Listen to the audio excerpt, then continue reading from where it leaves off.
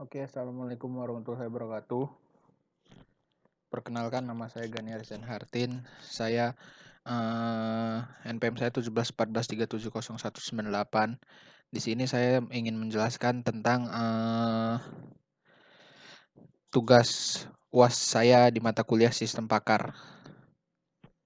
Di sini kita sebentar. Oke. Di sini saya akan menjelaskan tentang penerapan sistem pakar diagnosa penyakit kulit herpes dengan metode forward chaining dan metode backward chaining. Ini adalah gejala-gejala penyakit herpes: demam, nyeri otot, lemas, nyeri, gatal, terbakar, patin, infeksi, dan seterusnya. Ini adalah nama jenis-jenis penyakitnya: HSP1, HSP2, dan HZV. Oke, masuk ke pengertian metode forward chaining dan backward chaining. Forward dan backward chaining merupakan kedua teknik penalaran yang bisa kita gunakan dalam pembuatan sistem pakar. Untuk pertama, mari kita bahas tentang metode forward chaining. Oke, forward chaining adalah pelacakan ke depan yang memulai dari sekumpulan fakta-fakta dengan mencari kaidah yang cocok dengan dugaan hipotesis yang menuju kesimpulan. Di sini kita masuki pembahasan dan hasil. Di sini gejala-gejala penyakitnya sudah saya tulis. Dari kode gejala itu dituliskan dengan kode G, dan gejala penyakit itu dituliskan di gejala penyakitnya. G1 itu untuk gejala 1 demam, G2 untuk gejala 2 nyeri otot, G3 lemas, G4 rasa nyeri terbakar, G5 berjenis kelamin perempuan, G6 sakit pada saat buang air kecil, G7 keluar cairan dari vagina, G8 muncul benjolan di selangkangan, G9 muncul korengan pada kemaluan, dan seterusnya. Ini adalah kode untuk kode penyakit. P1 HSP1, P2 itu untuk HSP2, dan P3 itu HZV. P di sini maksudnya untuk penyakit gitu. Oke, di sini kita masuk ke penyajian fakta.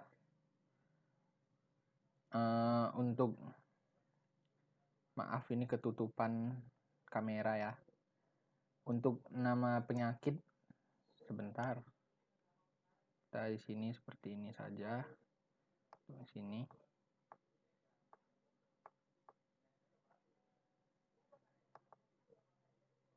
Nih, untuk gejala demam, nyeri otot, HSP1 itu gejalanya demam dan nyeri otot, itu ditandai di G1 dan G2. Untuk HSP2 itu gejalanya rasa lemas, terasa gatal dan terbakar di area infeksi, muncul korengan pada kemaluan, permasalahan pada sistem imun. Itu ditandai di G3, G4, G9, dan G12. Untuk HZV ini sendiri, sebentar, saya geser ke sini. Berjenis kelamin perempuan, nyeri di perut bagian atas, pernah berkontak langsung dengan penderita cacar air.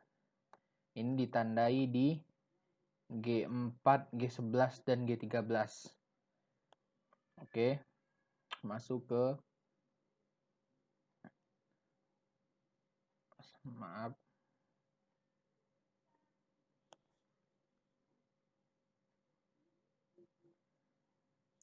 langsung masuk ke penyajian aturan.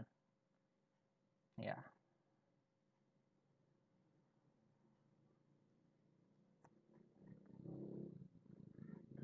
Aturan 1, jika demam dan nyeri otot itu adalah HSP1. Yang kedua, jika lemas dan rasa gatal dan terbakar di area infeksi dan muncul korengan pada kemaluan dan permasalahan pada sistem imun, itu adalah HSP2. Dan selanjutnya, jika berjenis kelamin wanita dan nyeri pada perut bagian atas dan pernah berkontak langsung dengan penderita penyakit cacar, itu ada HZV. Ini dia penyajian aturannya. Akuisisi pengetahuan.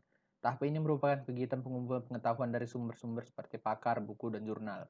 Pengetahuan yang dikumpulkan berkaitan dengan penelusuran macam-macam ciri yang timbul pada penyakit yang akan kita bahas ini. Data-data dari berbagai sumber pengetahuan harus diolah sedemikian rupa hingga menghasilkan solusi yang baik.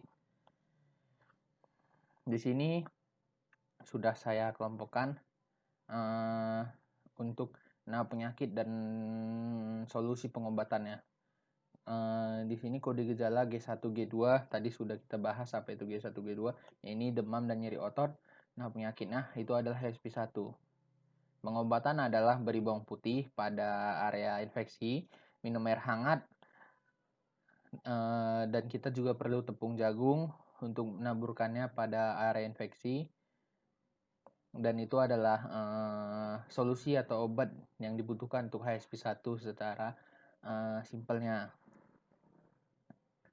Untuk HSP2, gejalanya itu adalah G2 lemas, G3 rasa gatal dan terbakar daerah infeksi, G9 muncul korengan pada kemaluan, G12 penasaran pada imun. Penyakit adalah HSP2. Pengobatan kompres dengan air dingin, beri cuka apel dan makan sayur secukupnya. Ini untuk penyakit HZV, kode gejalanya G5 berjenis kelamin perempuan, G11 nyeri di perut bagian atas, G13 pernah berkontak langsung dengan penderita cacar air. Itu adalah nama penyakitnya HZV, dan pengobatan atau solusinya itu beri tea tree oil, lidah buaya, susu kambing, dan yogurt.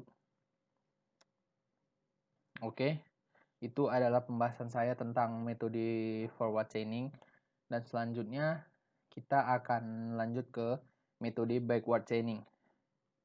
Sebelumnya, apa itu backward chaining? Metode backward chaining adalah pelacakan ke belakang yang mulai penalaran dari kesimpulan dengan mencari sekumpulan hipotesa menuju fakta-fakta yang mendukung sekumpulan hipotesa tersebut. Pembahasan dan hasil. Ini tadi sudah kita bahas juga di metode forward chaining. G1 demam, nyeri otot, rasa nyeri, terbakar, dan sebagainya sampai ke G12. Ya, ini adalah pohon keputusan. Pohon keputusan merupakan grafik yang akan menjelaskan antara objek-objek yang akan dihubungkan dengan garis-garis berlabel, ya atau tidak. Alasan digunakan pohon keputusan ini adalah karena lebih mudah dipahami. Oke, ini dia. Bisa dilihat. Selanjutnya masuk kita ke kesimpulan. Herpes merupakan nama kelompok virus Herpes viridae yang dapat menginfeksi manusia. Infeksi virus herpes dapat ditandai dengan munculnya lekuan kulit dan kulit kering. Jenis virus herpes yang paling terkenal adalah herpes simplex virus atau HSP. Itu tadi yang kita bahas, HSP1 dan HSP2. Herpes simplex dapat menyebabkan infeksi pada daerah mulut, wajah, dan kelamin atau herpes genitalia. Oke, cukup sekian apa yang bisa saya jelaskan tentang metode ini. Tentang pembahasan penerapan sistem pakar dan diagnosa penyakit kulit herpes dengan metode forward chaining dan backward chaining. Nama saya Gani Arsan Hartin, NPM saya 1714370198. Lebih dan kurangnya saya mohon maaf. Assalamualaikum warahmatullahi wabarakatuh.